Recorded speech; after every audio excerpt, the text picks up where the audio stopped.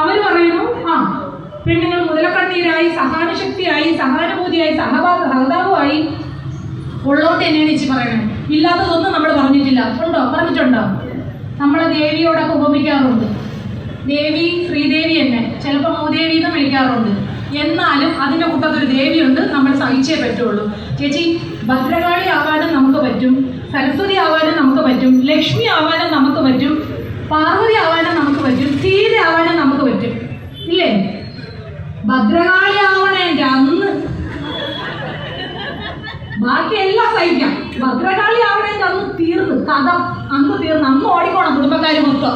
പിന്നെ ആ ഭാഗത്ത് നിൽക്കില്ല. അതുവരെ കാണുന്ന മുഖമാണ് മുഖം. പക്ഷെ ഇനി എത്ര ഭദ്രകാളി ആയാലും ചേച്ചി നശിപ്പിക്കുന്നതിൻ്റെ ആ ഒരു പടിവാതിൽ വരെ പോവുള്ളൂ. നശിപ്പിക്കുക എന്ന് പറയുന്ന ആ ഒരു വഴിയിലേക്ക് നമ്മൾ ഇറങ്ങാറില്ല. പേടിപ്പിക്കും.